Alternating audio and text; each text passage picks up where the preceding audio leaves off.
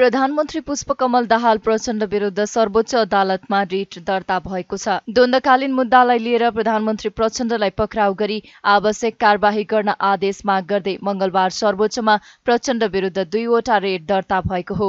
प्रचण्ड विरुद्ध रामेछापका कल्याण बुढाथोकी, सुभाष गिरी लगायत 8 जना र रामेछापकै ज्ञानेन्द्र राज आरण सहित 14 जनाले रिट दायर गरेका हुन्। रिट दायर भएपछि सर्वोच्चले फागुन 25 गते बिहीबारका लागि पेशी तोकेको छ।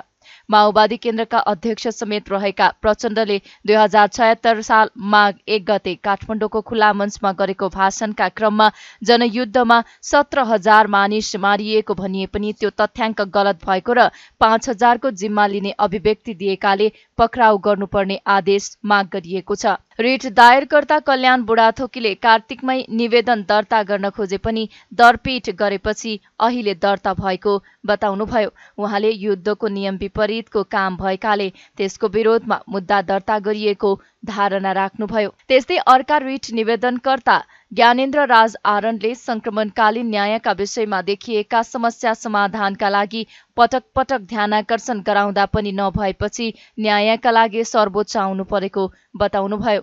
उहाँले केही परिवारका प्रतिनिधिले मात्र रिट हाले पनि यसले द्वन्द्वकालमा माओवादीबाट मारिएका 5500 जना परिवारको प्रतिनिधित्व गर्ने बताउनुभयो। सर्वोच्चमा एउटा रिट दर्ता हुने रिट दरपिट गरेका थियो। कार्तिकमै हामीले यो निवेदन दर्ता गरेका हौँ, दरपिट गरिदियो सर्वोच्चमा। अनि हिजोबाट अस्तिको आदेशले चाहिँ रिट दर्ता गर्नुपर्छ उसलाई बदर गराएर रिट दर्ता गर्ने भन्नाले म सर्वोच्च आएको। हिजोको दिनमा उहाँहरूले गरेका जघन्य अपराध, युद्ध गर्ने पनि नियम सङ्गत कानुन अनुसारले युद्ध गर्नुपर्ने, युद्ध विपरीतका नियमअनुसार उहाँहरूले गरेका गतिविधिका विरुद्ध हामी रिट निवेदन लिएर आएका। तपाईँ चाहिँ पीडित? म पीडित हो। के भएको थियो तपाईँको मामलामा बताउनु? मेरो सर्वस्व सहित सम्पत्ति कब्जा हो र हामीलाई मार्ने हेडलिस्टमा पनि राखिएको हो। यसो छ, उहाँहरूले हिजो गरेको गतिविधि, उहाँहरूले गरेका क्रियाकलाप विरुद्ध आज अब सर्वोच्चले चाहिँ न्याय कानुनमा गएको हुनाले न्यायले हामीलाई पाता फर्काउँछ भनेर उहाँहरू डरले आतङ्कित हुनुभएको। हिजो आतङ्ककारी गतिविधि गरेर दुनियाँका छोरा सर्वसाधारण युद्धको विषयमा केही थाहै नभएको, न हामी युद्धसँग भिड्न गएका न केही भएको, सर्वसाधारणलाई बेपत्ता घर बसेका नागरिकलाई अन्याय गरे बापतको हामी न्याय खोज्न आएका हौँ र हामीले हिजो अन्याय गरेका छौँ। अब हामी पाता फर्किन्छौँ, कानुनले हामीलाई बाँध्छ भनेर उहाँहरूको चाहिँ यो हल्ला हो। हामीले पहल कदमी लामो समयदेखि गरेका हौँ। हामीले ज्ञापन पत्र पटक पटक सम्पूर्ण प्रधानमन्त्रीहरूलाई लिखित रूपमै बुझाएका हौँ। समस्या र समाधानका उपायहरूसहित ती कुनै ज्ञापन पत्रमाथि सम्बोधन भएन र लडाकुहरूको चाहिँ व्यवस्थापन भइसक्दा द्वन्द्वपीडको व्यवस्थापन हुन सकेन। शान्ति प्रक्रिया अहिलेसम्म निष्कर्षमा पुगेको छैन। अब भोलि संशोधन गर्यो, पीडितलाई न्याय दिन लाग्यो भने त्यो त हाम्रो लागि स्वागत योग्य नै कुरा हो। 17 जना मारिएका परिवारले हाले पनि यसले 5500 जना द्वन्द्वकालमा माओवादीबाट मारिएका सम्पूर्ण परिवारको सदस्यको प्रतिनिधित्व गर्छ। त्यस्तै अधिवक्ता कीर्तिनाथ शर्मा पौडेलले पीडितहरूलाई न्याय दिलाउनका लागि पहल गरिएको बताउनुभयो। 2076 साल माघ 1 गते माघी पर्वका बेला जनयुद्धका बेला मारिएका 5000 जनाको जिम्मा लिने अभिव्यक्तिका आधारमा हत्याको परिभाषित गर्दै अपराधीको सूचीमा राखेर न्यायिक हिरासतमा राख्नुपर्छ भन्ने विषय रिट निवेदनमा समेटिएको उहाँले जानकारी दिनुभयो। 2076 साल माघ 1 गतेको दिन 2076 साल माघ 1 गते माघी पर्वको दिन तत्कालीन माओवादीका सर्वोच्च कमान्डरले के भन्नुभयो भने 5000 जनाको जिम्मा म लिन्छु भन्नुभयो। भनेपछि त्यो बेलामा उहाँ बालवाला सर्वोच्च कमान्डर हुनुहुन्थ्यो, प्रधानमन्त्री हुनुहुन्थेन। त्यो अभिव्यक्तिले हाम्रो प्रमाण कानुनले के भन्छ भने कुनै पनि साबितीलाई पनि हत्याको परिभाषाभित्र राखेको छ। त्यसलाई परिभाषाभित्र राखेको हुनाले 5000 जना जिम्मा लिन्छु भन्नुको अर्थ 5000 जनाको चाहिँ मैले मारे भन्नु हो। तसर्थ उहाँलाई हत्याराको व्यवहार गरिनु पर्यो। उहाँलाई अपराधीको सूचीमा राखेर उहाँको पछ्युत गराएर उहाँलाई न्यायिक हिरासतमा राख्नुपर्छ भन्ने हाम्रो आवाज, आजको आवाज हो। जसका विरुद्ध उजुरी पर्छ, पहिलो कुरा जसका विरुद्ध उजुरी पर्दछ, अनि त्यसपछि जब प्रमाणले जबसम्म त्यो कुरालाई पुष्टि गर्न सक्दैन नि तबसम्म हामी लाग्दैन। हेर्नुहोस्, अहिले यहाँ त पीडितहरू आउनु भएको छ। हामी पीडितलाई साथ दिने हामी अभियानकर्ताको रूपमा लागेका छौँ। म लगायतका हामी तमाम साथीहरू यहाँ लागेका छौँ। नेपाल बार लागेको छ, उच्च बार लागेको छ। हिजो उच्च बारको विज्ञप्ति आइसक्यो। अब नेपाल बारको विज्ञप्ति आउँदै होला भनेपछि कानुनमा त हामी न्यायको लडाइँमा अनवरत छौँ। हामी अहिले प्रचण्डजी व्यक्ति लक्षित भन्दा पनि मुलुकमा दिगो शान्तिको लागि, मानवाधिकारको रक्षाको लागि, मुलुकमा न्याय स्थापनाको लागि हामी लागि परेका हुनाले अहिले व्यक्ति लक्षित हाम्रो यो अभियान होइन। हामीले निवेदनमा आज दर्ता भइसक्यो, आगामी 25 गतेका दिन यो मुद्दाको सुनवाई हुँदैछ। हामीले निवेदनमा सविस्तार खुलाइसकेका छौँ। किनभने यो हेर्नुहोस् निवेदनमा के छ भन्दाखेरि मैले अघि भने नि, निवेदनमा उहाँले जुन टुँडी खेलमा जुन उहाँले अभिव्यक्त गर्नुभयो नि, त्यो भनाइ गैर कानुनी भनाइ हो। यसअघि कार्तिकमा यही माग लिएर उनीहरू सर्वोच्च गएका थिए। सर्वोच्च प्रशासनले उक्त रिट दरपीट गरेपछि त्यस विरुद्ध उनीहरूले निवेदन दिएका थिए। शुक्रबार सोही निवेदनमा न्यायाधीश ईश्वर खतिवडा र हरिकृष्ण फुयालको इजलासले प्रचण्ड विरुद्ध दिएका रिट दर्ता गर्न आदेश दिएको थियो।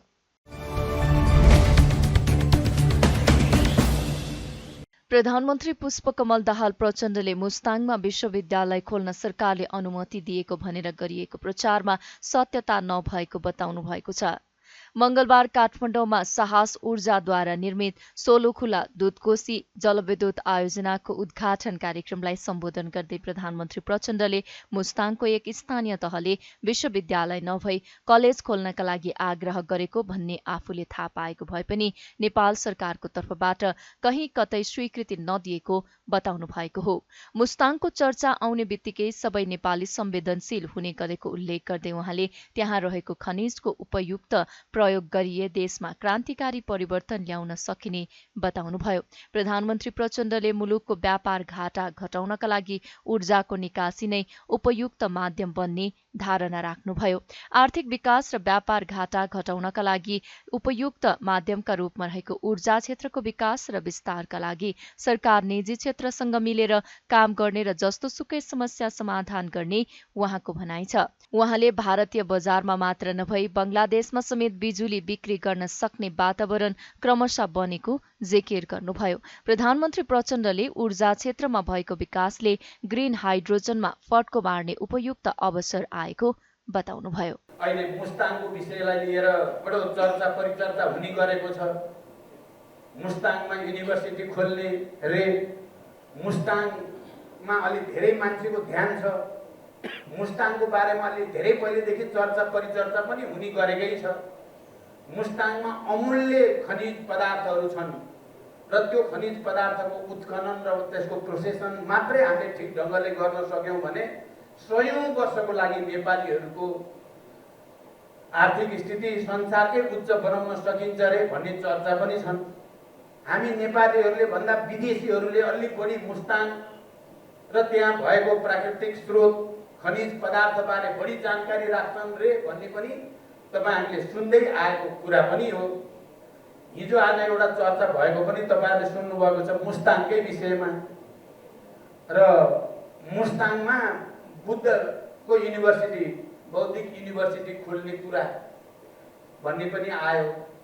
पक्कै पनि त्यहाँ स्थानीय तहबाट चाहिँ कलेज खोल्ने, युनिभर्सिटी भन्दा पनि कलेज खोल्ने चर्चा चाहिँ धेरै पहिलेदेखि भएको रहेछ। तर नेपाल सरकारले कहीँ कतै स्वीकृति दिएको स्थिति होइन। तर जे भए पनि मुस्ताङको चर्चा यति धेरै किन गर्छ मैले अन्त जान खोजेको होइन, मैले कसैलाई आरोप र प्रत्यारोप गर्न खोजेको पनि होइन। मुस्ताङको चर्चा यति धेरै किन हुने गर्छ र मुस्ताङको चर्चा आउने बित्तिकै अलि हामी सबै नेपालीहरू बढी संवेदनशील किन हुने गर्छौँ भन्दा हाम्रो प्रकृतिको गर्भभित्र धेरै यस्ता तत्त्वहरू, यस्ता वस्तुहरू, यस्ता खनिजहरू छन् जसलाई हामीले ठिक ढङ्गले अनुसन्धान गर्यो भने, ठिक ढङ्गले अध्ययन गर्यो र उत्खनन गर्यो भने त्यसले नेपालमा एउटा रिभोल्युसनरी, सामान्य इभोल्युसनरी होइन, रिभोल्युसनरी चेन्ज ल्याउन सक्छ भन्ने कुराको प्रमाण हो। त्यो हाम्रा पदाधिकारीहरू भारतसँग गएर बडो सकारात्मक ढङ्गले वार्ता संवाद भएर अझ धेरै विद्युत अब हामीले बेच्न सक्ने वातावरण बन्न गएको छ र त्यो भारतीय बजारमा मात्रै होइन, त्यो बङ्गलादेशको बजारमा पनि हामीले विद्युत बिक्री गर्न सक्ने वातावरण बनेको छ भने अब यो ग्रीन इनर्जीबाट ग्रीन हाइड्रोजनतिर जाने नयाँ युगतिर अब विश्व जाँदैछ। तपाईहरु सबैलाई पक्कै पनि थाहा छ यो ग्रीन इनर्जीबाट ग्रीन हाइड्रोजन बनाउने सबभन्दा उपयुक्त अवसर हो हामीलाई। मलाई अस्ति म प्रधानमन्त्री बन्दै गर्दा विद्युत प्राधिकरणको एमडी यहीँ हुनुहुन्छ गुलमानजी, उहाँले भन्नुभयो मलाई तपाईँले प्रधानमन्त्रीको रूपमा अब यो डिजेल र पेट्रोलको गाडी होइन हाइड्रोजन गाडी चढ्न पर्यो भन्नुभयो। मैले प्रधानमन्त्री कार्यालयमा हामी छलफल गरेका छौँ, म हाइड्रोजन गाडी चढ्ने तयारीमा छु ताकि अब हामी यो ग्रिन इनर्जीबाट ग्रिन हाइड्रोजनतिर गएर हामीले यो किसानहरूलाई आवश्यक पर्ने मलखाद अथवा त्यस्तो उत्पादन गर्नको लागि पनि, यातायात क्षेत्रको लागि पनि, अन्य उद्योगको लागि पनि हामीले एउटा रिभोल्युसन ल्याउन सक्ने सम्भावना पैदा भएको छ। अहिले विकसित देशहरूमा बिस्तारै हाइड्रोजनको प्रयोग चाहिँ को मात्रा गुणात्मक रूपले वृद्धि हुँदैछ। जहाँ हामी ग्रिन इनर्जीको यति प्रचुर सम्भावना भएको देश छौँ हामी भने हामीले यो इनर्जीलाई हाइड्रोजनमा र हाइड्रोजनबाट हामीले अन्य तमाम उद्योग व्यवसाय र आर्थिक गतिविधिलाई किन अगाडि नबढाउने, यो एउटा ठुलो चुनौती पनि र एउटा ठुलो अवसर पनि हाम्रो अगाडि छ। यही पृष्ठभूमिमा आज निजी क्षेत्रबाट पक्कै पनि यहाँ धेरै चुनौती, धेरै अप्ठ्याराहरू तपाईँहरूले सामना गर्नुभयो होला भन्ने ठान्छु मैले। कार्यक्रममा स्वतन्त्र ऊर्जा उत्पादकको संस्था नेपाल इपानका अध्यक्ष कृष्ण प्रसाद आचार्यले ऊर्जा क्षेत्रको विकासमा निजी क्षेत्रको प्रवेशपछि गुणात्मक परिवर्तन आएको भन्दै यस क्षेत्रमा देखिएको समस्या सम्बोधनका लागि सरकार गम्भीर हुनुपर्ने बताउनुभयो। हामी सबै व्यवसायमा यो व्यवसाय यस्तो व्यवसाय हो, अरू व्यवसाय भन्दा फेरि अर्को कारणले पनि छ। यसमा एक दुईजना परिवारले एक दुईजना चाहिँ भएको एउटा कुनै ग्रुपले मात्र गरेर भ्याउँदैन। यो अर्बौंको लगानी, खर्बौंको लगानी भएको क्षेत्र हो। त्यसकारण चाहिँ नेपालका धेरैभन्दा धेरै मानिसले यसमा लगाइन्छन्। अहिले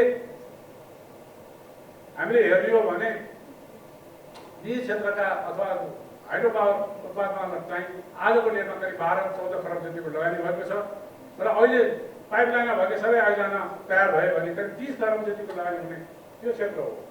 यसरी हेर्दाखेरि एउटै क्षेत्रमा यति ठुलो लगानी भएको अन्य कुनै क्षेत्र छैन।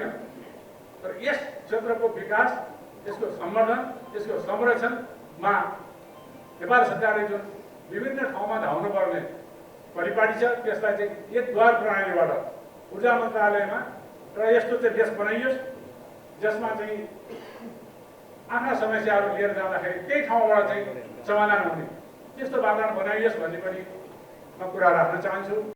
सोलु खोला दुधकोशी जलविद्युत आयोजना निजी क्षेत्रले निर्माण गरेको हालसम्मकै सबैभन्दा ठूला आयोजना हो।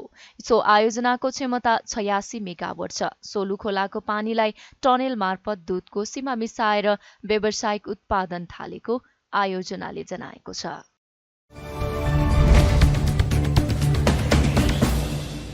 सत्ता गठबन्धनमा रहेका दलहरूले राष्ट्रपति निर्वाचनका सन्दर्भमा आफ्ना मतदातालाई प्रशिक्षण दिने भएका छन्। यसका लागि मतदानमा सहभागी हुने सदस्यहरूलाई बुधबार बिहान 11 बजेसम्म काठमाडौँ आइपुग्न भनिएको छ। सिंहदरबारमा मंगलबार बसेको सत्ता गठबन्धनको राष्ट्रपति निर्वाचन परिचालन समितिको बैठकले यसपटक यसअघि भन्दा फरक ढंगले राष्ट्रपतिको निर्वाचन हुन लागेकाले आवश्यक प्रशिक्षण दिने निर्णय गरेको हो। बैठकपछि कंग्रेस उपसभापति पूर्णबहादुर खड्काले सत्ता गठबन्धनका उम्मेद्वार रामचन्द्र पौडेलको पक्षमा मतदानका लागि प्राविधिक तयारी गरिएको जानकारी दिनुभयो।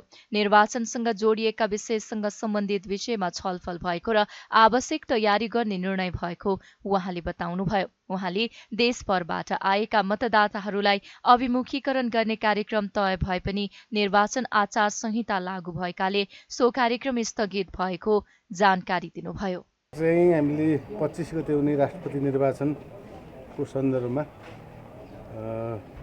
9 दलको तर्फबाट साझा उम्मेदवारको रूपमा प्रस्तुत गरिएका नेपाली कांग्रेसका वरिष्ठ नेता पूर्व सभामुख रामचन्द्र पौडेलजीलाई अगाडि सारेका छौँ। तपाईँलाई थाहा छँदैछ।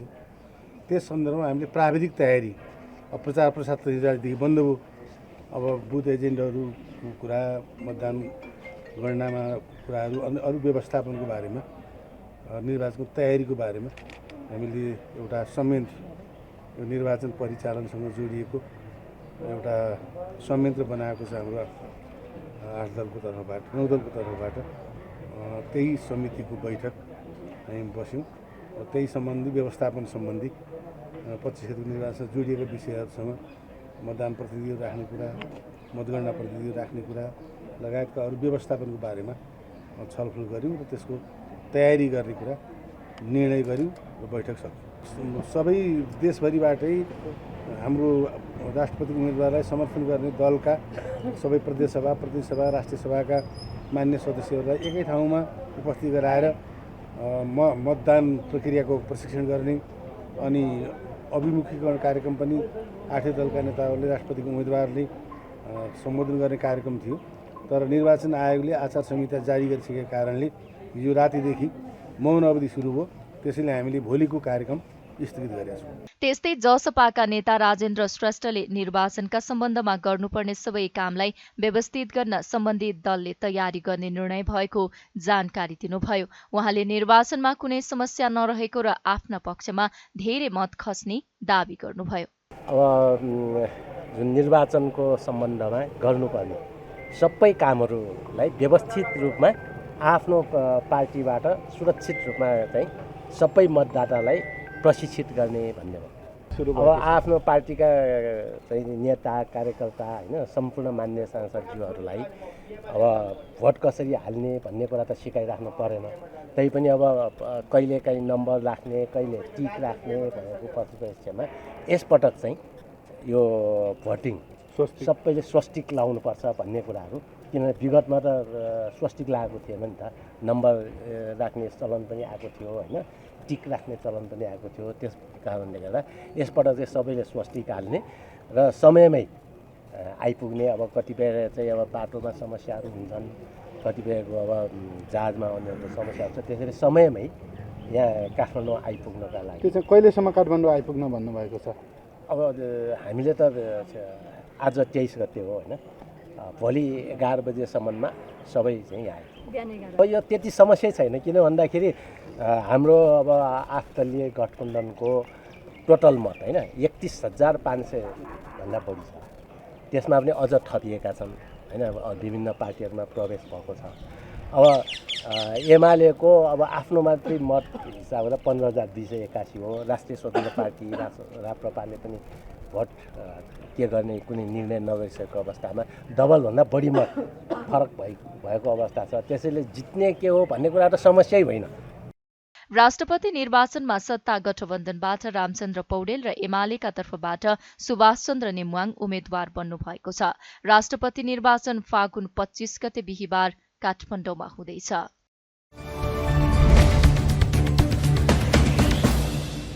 राष्ट्रिय सभाकी उपाध्यक्ष उर्मिला अर्यालले प्रदेश तथा संघीय निर्वाचनमा महिलाहरूको उम्मेदवारी 50% हुनुपर्ने बताउनु भएको छ। अन्तर्राष्ट्रिय नारी दिवसका अवसरमा मंगलबार महिला कानून विकास मञ्चले काठमाडौँमा आयोजना गरेको कार्यक्रममा बोल्दै उपाध्यक्ष अर्यालले निर्वाचनमा समानुपातिक प्रणाली हटाइनुपर्ने र प्रदेश तथा संघीय निर्वाचनमा महिलाहरूको उम्मेदवारी 50% हुनुपर्ने बताउनु भएको हो। उहाँले नागरिकता विधेयक छिट्टै टुङ्गोमा पुर्याउनु बताउनुभयो। अर्यालले लैङ्गिक हिंसा विरुद्ध लड्न महिला नै सशक्त रूपमा अघि बढ्नुपर्ने बताउनुभयो। अहिले हामीले यो विशेष गरी नागरिकताको मुद्दामा वास्तवमा एकदम सरल ठाउँमा पुगिसकेको चिज फेरि गुमाउनु पर्दा अब नयाँ चाहिने चुनाव भयो होइन, त्यसपछिको नयाँ चाहिने प्रतिनिधि सभाबाट फेरि सुरु गर्दै जाँदा राष्ट्रिय सभा पनि आउँछ त्यो, तर त्यो भइराखेको कानुनलाई चाहिँ हामीले जुन ड्राफ्ट छ त्यो विधेयक छ त्यसलाई चाहिँ एउटा कानुनको रूपमा परिणत गर्न फेरि एउटा प्रोसेसबाट जाने स्थितिहरू छ। राजनीतिको तरल अवस्थाहरू यस्तै छन्। त्यो अवस्थामा अहिले एक खालको चाहिँ एउटा सङ्क्रमण कालमै हामी पोलिटिकली अस्ति भर्खर मात्र एउटा सरकार बन्यो, फेरि प्रदेश सरकार बन्यो, फेरि भत्किने अवस्थाहरू आयो र नयाँ हिसाबले जानुपर्ने कुरा छ। तर मलाई सोचको हिसाबले हिजो जुन शक्ति हामी यो पास गर्ने दौरानमा समझदारीमा थियौँ त्यो शक्ति एकजुट भएको हुनाले म आशावादी छु, विश्वस्त पनि छु। अन्यथा केही राजनीतिक घटनाहरू भएन भने, त्यो भएन भने सम्भवतः हामीले त्यो अधिकार दिलाउनै पर्छ। किनभने मैले मेरो छेउछाउमै मलाई रोजै फोन आउँछ, हामी आत्महत्या गरेर भनौँ पढेछ होइन, ब्याचलर गरेछ, कोही इन्टर पढ्दैछ, कोही हामी माथि पढाउन जाने, बाहिर विदेश जान पाउँदैन, के हो हामी यहाँको यहीँ जन्मेको, मेरो आमा यहीँको भनेर धेरैले रोएको छ होइन। बाबु हुँदा भन्न विदेशबाट विवाह गरेको महिला छ भने उसले आएकै बेला पाइहाल्ने, उसको बच्चालाई चाहिँ एकदम यहाँको चाहिँ वंशजको नागरिकता पाउने। तर महिलाको वंशज हुन सक्दैन।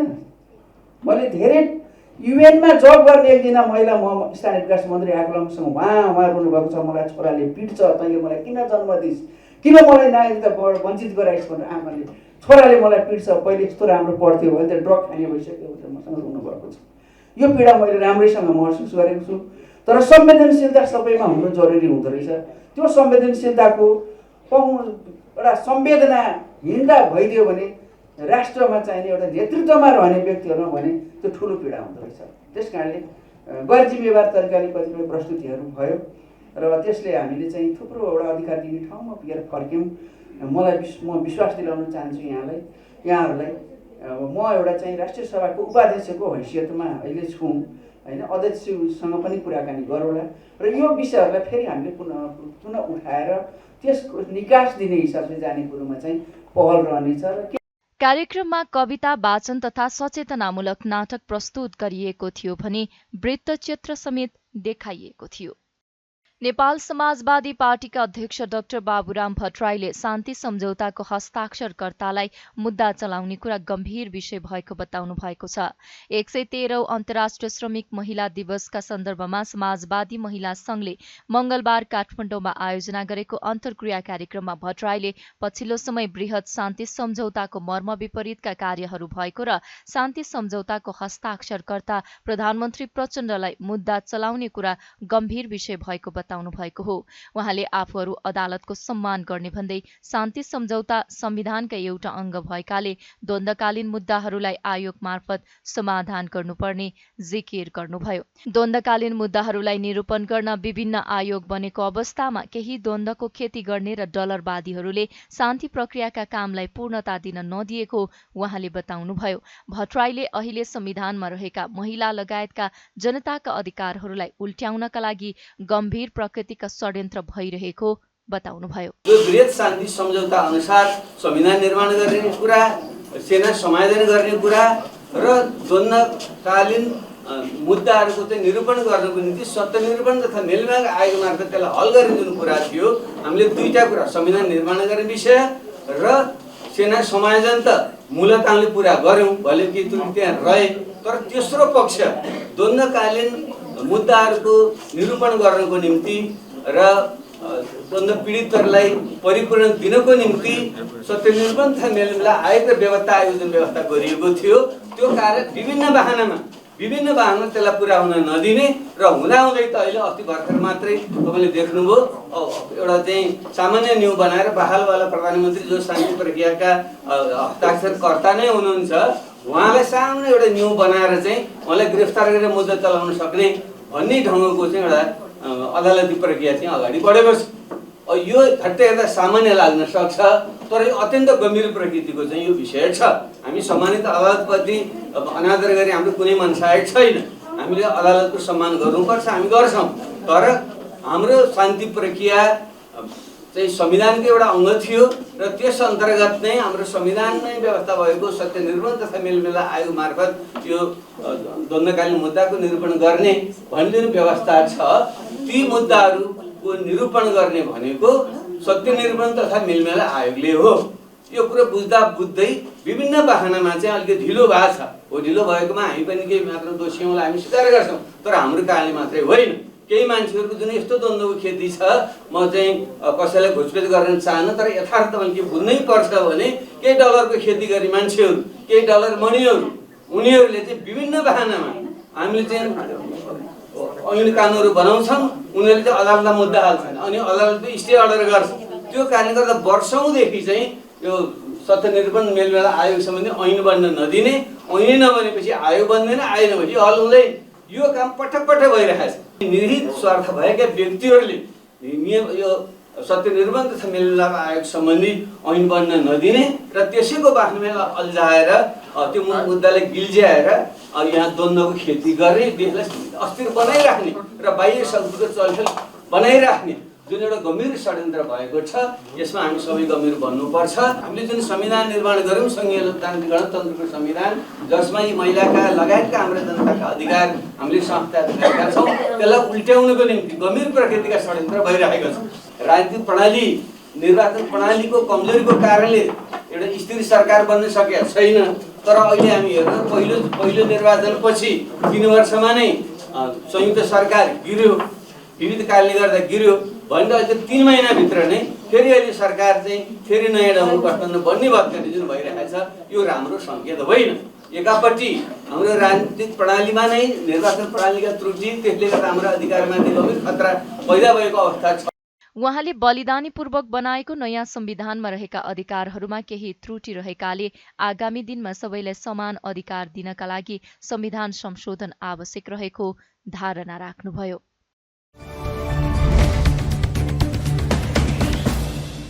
माओवादी धारका विभिन्न पार्टी तथा समूहको बैठकले विस्तृत शान्ति सम्झौताको मर्म र भावना विपरीत हुने कुनै पनि गतिविधिको विरोध र प्रतिवाद गर्ने निर्णय गरेका छन्। प्रधानमन्त्री निवास बालुवाटारमा मंगलबार बसेको जनयुद्धकालीन माओवादीका शीर्ष नेताको बैठकले पछिल्ला दिनमा शान्ति सम्झौता विपरीतका गतिविधि सतहमा देखिन थालेको ठहर गर्दै जनयुद्धकालीन एकमतका साथ अगाडि बढ्ने निर्णय गरेका हुन्। बैठकले शान्ति प्रक्रियाका बाँकी काम शीघ्र रूपमा कार्यान्वयन गर्न ध्यानाकर्षण गराएको माओवादी केन्द्रका नेता देव गुरुङले जानकारी दिनुभयो।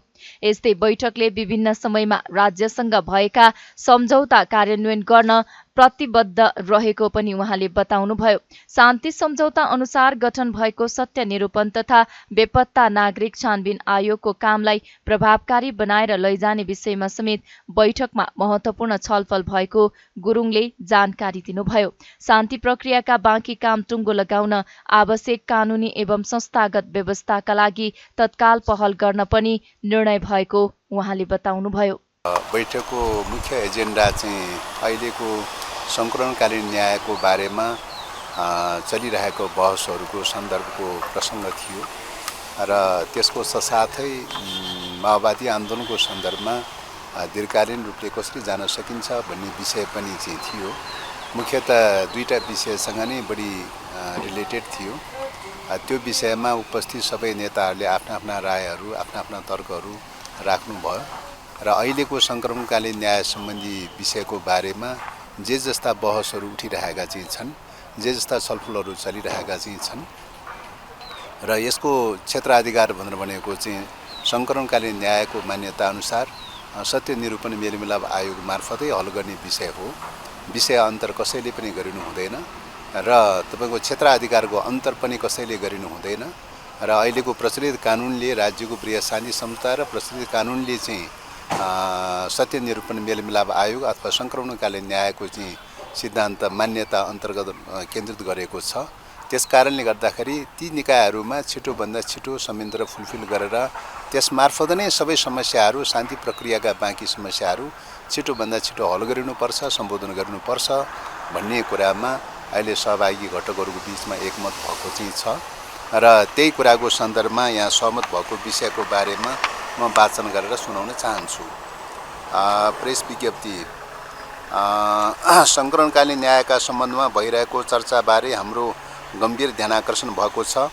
शान्ति प्रक्रियासँग जोडिएका विषयहरू विस्तृत शान्ति सम्झौताको भावना र मर्म अनुरूप व्यवस्थापन गरिनुपर्दछ भन्ने कुरामा हामी दृढ छौँ। संकलनकालीन न्यायसँग सम्बन्धित विषयहरू सत्य निरूपण तथा मेलमिलाप आयोग मार्फत अगाडि बढाइनु पर्दछ। संकलनकालीन न्यायको प्रक्रिया विपरीतका काम कारबाहीहरूले शान्ति सम्झौताको कार्यान्वयनमा सहयोग पुर्याउँदैन भन्ने कुरामा समेत हामी स्पष्ट छौँ।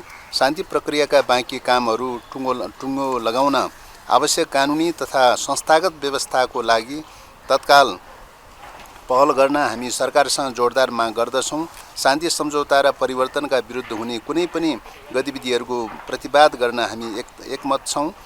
साथै विभिन्न समयमा राज्यसँग भएका सहमति र सम्झौताको कार्यान्वयन हुनुपर्दछ भन्ने कुरामा समेत हामी प्रतिबद्ध छौँ। बैठकमा प्रधानमन्त्री एवं नेकपा माओवादी केन्द्रका अध्यक्ष पुष्पकमल दाहाल प्रचण्ड, नेपाल समाजवादी पार्टीका डाक्टर बाबुराम भट्टराई, नेकपा क्रान्तिकारी माओवादीका स्थायी समिति सदस्य सीपी गजुरेल, नेकपाका प्रवक्ता खड्कबहादुर विश्वकर्मा, नेकपा बहुमतका संयोजक धर्मेन्द्र बास्तोला लगायत सहभागी रहेका थिए।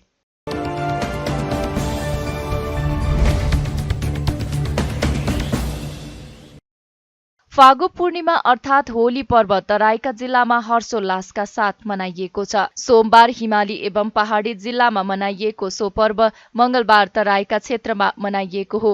वसन्त ऋतुको आगमनसँगै आपसी मेलमिलाप र सद्भावनाको सन्देश लिई आउने फागु पर्व असत्यमाथि सत्यको विजयको प्रतीक, पारिवारिक एवं सामाजिक एकताका रूपमा मनाउने प्रचलन रही आएको छ।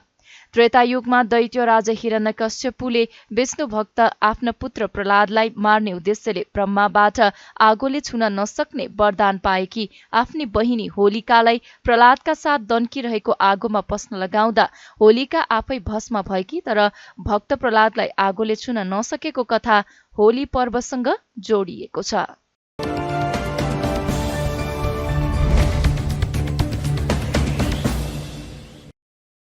नेपाली कंग्रेसले द्वन्द्वका बेलामा भएको सबै घटनाहरू संक्रमणकालीन न्यायकै प्रबन्धबाट सम्बोधन गर्नुपर्नेमा जोड़ दिएको छ। मंगलबार सिंहदरबार स्थित संसदीय दलको कार्यालयमा संचारकर्मीसँग कुरा गर्दै कंग्रेस मुख्य सचेतक रमेश लेखकले 52 देखि 62 सालसम्मका द्वन्द्वका बेलामा भएका सबै घटनाहरू संक्रमणकालीन न्यायकै प्रबन्धबाट सम्बोधन गर्नुपर्ने बताउनु भएको हो।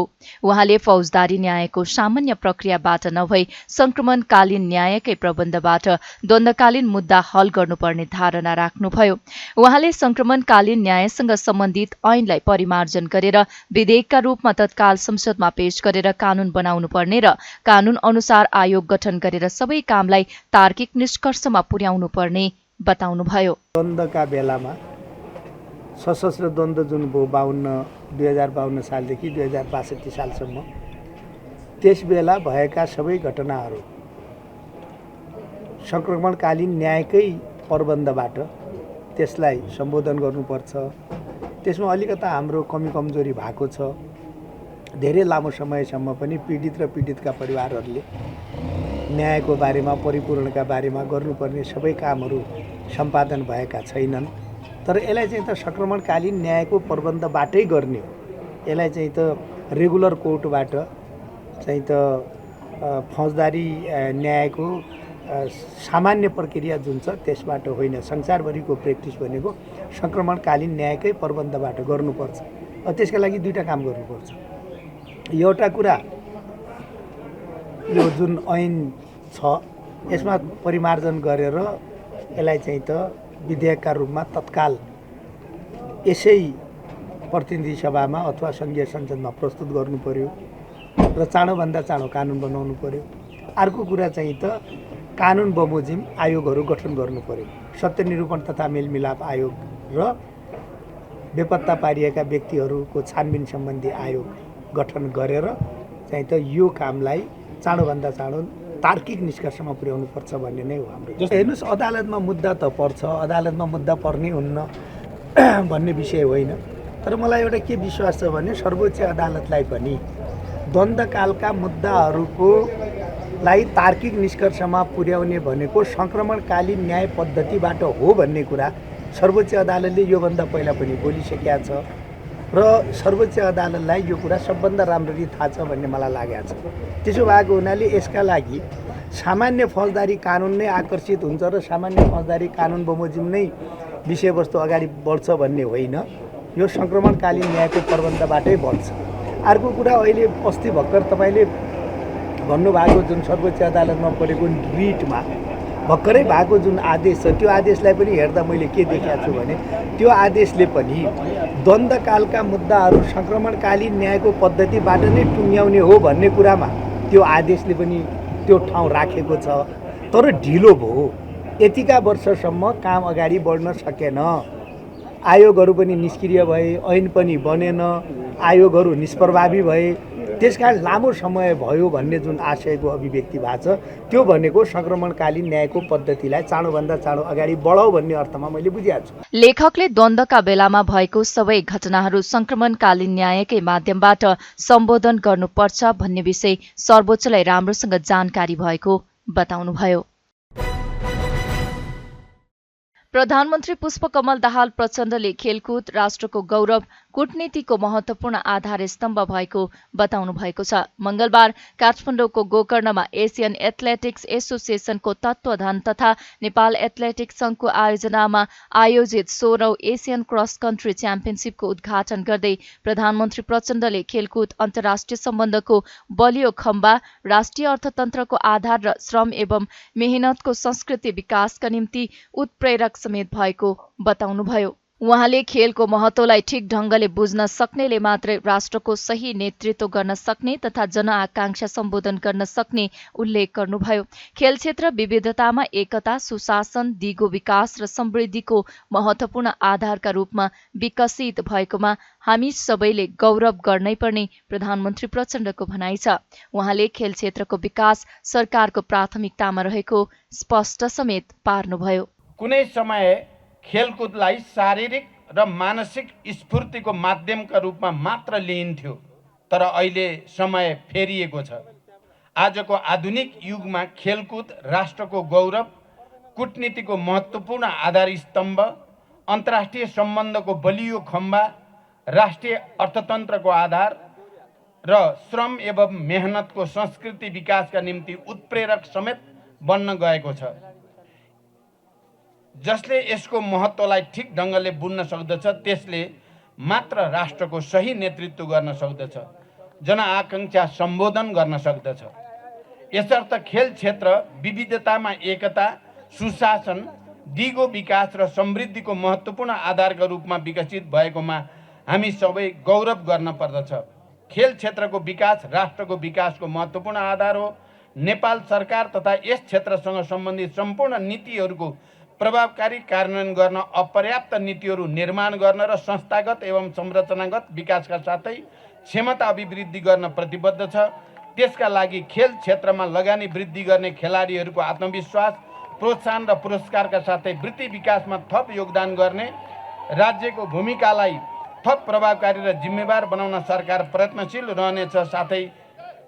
साथै एथलेटिक्सको विकासका निम्ति समेत राज्यले उचित ध्यान दिनेछ।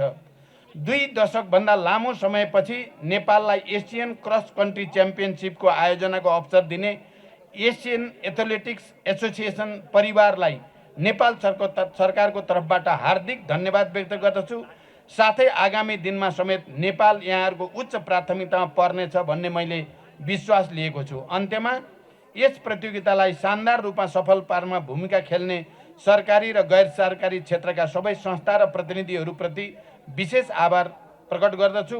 च्याम्पियनसिपमा भाग लिने नेपाल सहित 11 देशका खेलाडीहरूमा प्रतियोगितामा राम्रो प्रस्तुतिको अपेक्षा सहित शुभकामना व्यक्त गर्दछु। प्रधानमन्त्री प्रचण्डले सरकार यस क्षेत्रसँग सम्बन्धित सम्पूर्ण नीतिहरूको प्रभावकारी कार्यान्वयन गर्न तथा अपर्याप्त नीतिहरू निर्माण गर्न र संस्थागत एवं संरचनागत विकासका साथै क्षमता अभिवृद्धि गर्न प्रतिबद्ध रहेको उल्लेख गर्नुभयो। 19औं संस्करणको एनएसजेएफ बजाज पल्सर अवार्ड अन्तर्गत वर्ष पुरुष खेलाडीको अवार्ड नेपाली राष्ट्रिय पुरुष फुटबल टिमका फरवार्ड अञ्जन विष्टले जितेका छन्। नेपाल खेलकुद पत्रकार मञ्चले मंगलबार काठमाडौँमा आयोजना गरेको विशेष समारोहका बीच अञ्जनलाई वर्ष पुरुष खेलाडी अवार्ड प्रदान गरिएको हो। अञ्जनले अवार्डसँगै बजाज पल्सर मोटरसाइकल प्राप्त गरे। त्यस्तै वर्ष महिला खेलाडीको अवार्ड नेपाली राष्ट्रिय महिला भलिबल टिमकी कप्तान अरुणा शाहीले जितेकी छिन्।